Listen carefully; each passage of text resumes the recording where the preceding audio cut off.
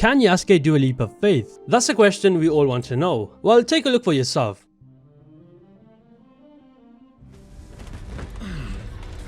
That hurt. So similar to the pre-release of Assassin's Creed Mirage, Ubisoft just released the first episode of their developer series, which I assume will also be 3 parts just like Mirage's was. Anyway, this first episode is titled One Duo, Two Playstyles, and it's an episode that's focused on looking at both Naoe and Yasuke's characters, their playstyles, and what they're basically about in the game. This episode did give us some new gameplay footage, which I believe is worth mentioning, as some gameplay is up for debate. They also narrated over this episode talking about Naoe and Yasuke, but the information they were saying was information we already know. Also, if I do sound like an absolute idiot, it's because I'm sick, so yeah, I apologize for that. If you do enjoy this video and want to stay up to date on everything Assassin's Creed, do consider hitting that subscribe button. And without further ado, let's get right into it.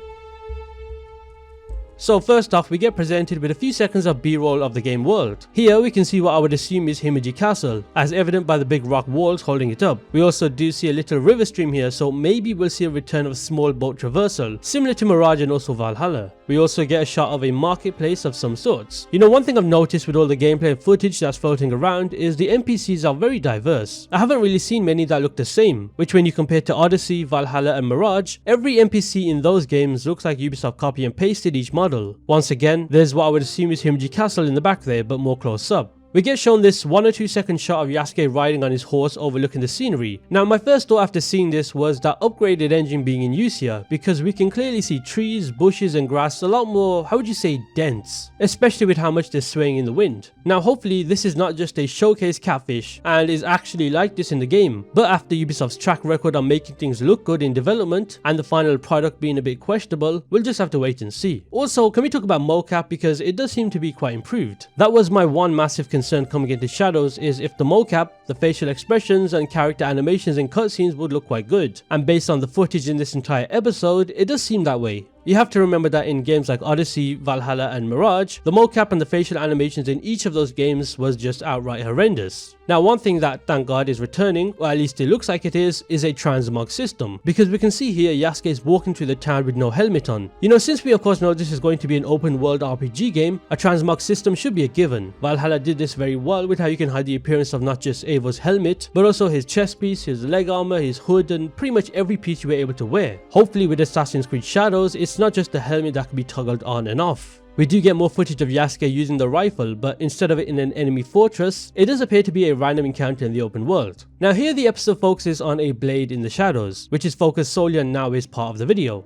Straight off the bat we see Naoe prone on a rooftop during the winter period. I'm not sure if this action is classed as the scouting part of the game, so what I mean by this is in the 4 games before, we were able to use our eagle to scan and ping different icons such as enemies, chests and whatnot. In Shadows, maybe this prone on the roof is a form of action when Naoe is scouting around the area pinging enemies and chests. I wouldn't be surprised if that's the case. We also get this shot when Naoe opens the sliding door and looks out at what appears to be her hometown Iga, before Oda Nobunaga and his soldiers invade as part of his unification campaign. Looks pretty peaceful, right? Well, I wonder how long that's gonna last. The developers in this episode also mentioned how stealth was the focus here, and it's going to be very focal and the main pillar. We get to see Naoe's hidden blade here and its different variations, very similar to Connor and his pivot blade. There's a classic hidden blade mode, which is your standard hidden blade, and there's the Tanto mode, which rotates 90 degrees and is almost wielded like a dagger. Here's more footage of scenery with Naoe standing on the tip of a building. We can evidently see a lot of worn down and destroyed structures, which I can only assume will act as points of interest. Maybe there's stuff to collect there, or maybe there's enemies in these structures. Now the developers have not mentioned anything about boat traversal at all since the development of Shadows begun, but seeing as there is a pretty big lake here, and on one side there's a dock, and on the other there's, you know, buildings and life, how would we get from point A to point B? It only makes sense that boats are returning. Now here's a part of the video that I don't really like that much, and that's parkour. Now before I talk about the parkour that's shown here in this episode, I want to also talk a little about the parkour gameplay that was released like a week ago, which I haven't even spoken about. Now the footage you're seeing here playing in the background is the parkour footage that's in question here. The quality of this might not be the best, as it's not a YouTube video, but instead a Twitter clip that was downloaded. Now to me, the parkour here makes Naoe look magnetized to the surface that she's landing on, and it appears to me at least that Naoe does spend a lot of time on each object, which completely disrupts the momentum altogether.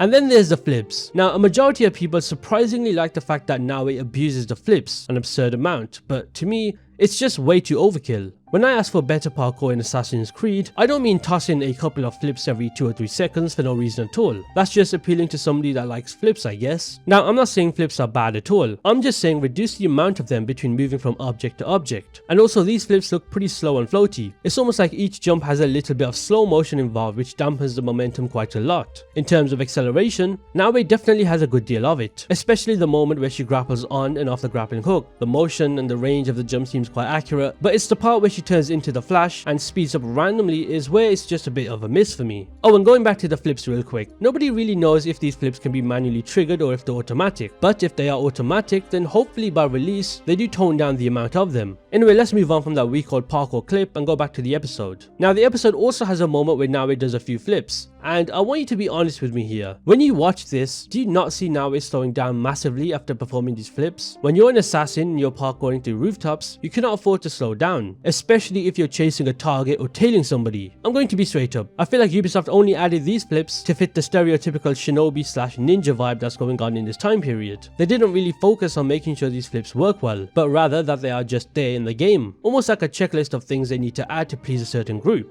The descent to backflipping into the haystack was incredible though. That's something I like quite a lot. We also get some more footage of Naoe crawling, but this time, unlike through a bush, it's under a building, which is pretty cool. So this does mean that there will be new ways to stealth around involving being prone, that's not just in a bush. I can see this creating a lot of new opportunities for stealth. Oh, and it even appears that Naoe can be prone at will on the surface, which is really pretty interesting. I don't really know what's the point of doing that instead of just, crouching behind an enemy. Maybe it's so you stay undetected from other enemies in the area. There's also the focus on shadows being a massive factor here when it comes to stealth. The game is called Assassin's Creed Shadows, so you'd hope so anyway. The rest of Naoe's focus in this episode are on things we've already seen from the Ubisoft Forward event, such as breaking... What? You did not just play fireworks as I'm recording a video. Oh my god.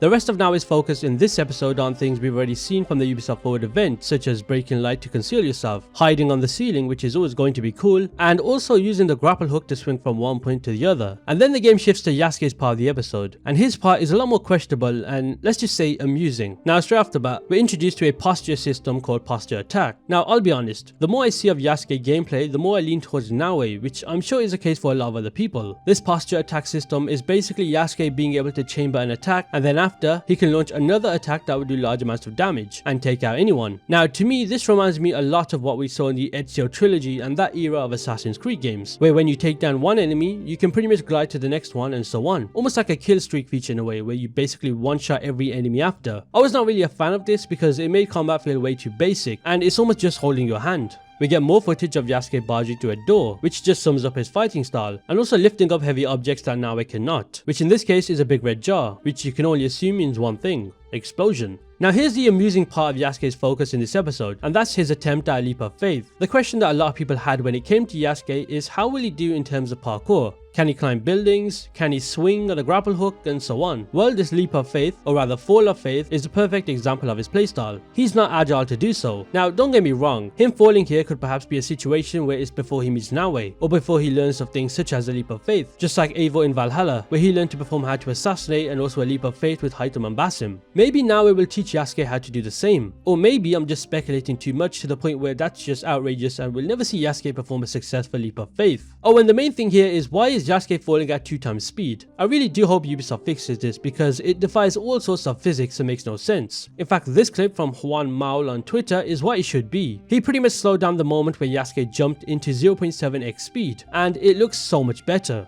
Also, I love how the developer really highlights that Yasuke on the ground is where he shines, which I guess nobody can really dispute. Now, the third part of this episode is titled Stronger Together, and it's focused on Naoe and Yasuke working together, whether it's gameplay related or story related. Straight away, we're back seeing more footage of Yasuke on a horse through that very dense forest and foliage. Man, I do hope that's just not for the sake of these episodes, because it looks so well done. Going back to the mocap I mentioned at the start of this video once again, it does look pretty good here to be fair. Bear in mind, this does appear to look like a random part of the story. Now here's the fascinating choice that the game gives us. It appears that we can make choices to other people's lives. Naoe in this case will want to attack, and Yasuke wants to spare the person. You know, if I'm being honest, am I the only one that thinks these choices would be opposite, where Naoe would spare and Yasuke would kill? But then again, Yasuke in this game is a samurai, so sparing makes a lot of sense. but it is strange to see a choice where Naoe wants to attack. I would have thought the option would be more assassin related. I quite like the part in this episode where they talk about how you're able to do any side quests or quests with any character, even during the winter or the summer. Also, there's that attention to detail where you can see the NPC's breath in the winter because of how cold it is compared to the summer. Even the lighting is well done here, with how different both scenes look in different seasons. We also get different dialogue choices depending on both protagonists. Oh, and is it just me, but does Naoe here look like somebody else entirely? That smile is kind of creeping me out, but it does look good though. The developer also mentioned how both characters have different skill trees and can master different weapons, similar to AC Syndicate I guess. Can we just take a moment to appreciate that throwable smoke bombs are in this game? This right here is a massive feature, and I remember in some of the recent games, it's not even possible to do this, which I found so stupid. In fact, there's an AC Origins mod that lets you do this, so shout out to the mod and the owner of that mod. The developers in this episode also said that both protagonists are distinct to the point where they don't overlap. Story-wise they do, but gameplay is drastically different. This is pretty much what we'd expect, especially seeing as Evie and Jacob in Syndicate perform the same way. Different styles but same narrative goals. We also see that Naoe isn't able to take on certain types of enemies, so the game will pretty much hint that you should switch to Yasuke and vice versa. Now this could just be me, but I don't really like that, as if I'm playing as an assassin, I expect to take down any type of enemy. The assassin is the main person here, not this random brute enemy that's all of a sudden better at combat than Naoe. I just don't really like the idea. Yes, it will work in some situations such as a rifleman shooting in the distance, which means Naoe will be a better fit as she can take him out with ease. But as for a brute enemy, I do hope Naoe can dispatch them with ease. So yeah, that's pretty much the end of this first episode of this Assassin's Creed Shadows developer series. What do you guys think about everything that was shown? Are you more excited or are you less excited? I do expect this developer series thing to be a 3-part series, so we'll just have to wait and see for more gameplay. Anyway, if you did enjoy this video, be sure to hit that subscribe button. And with that said, I'll see you in the next one.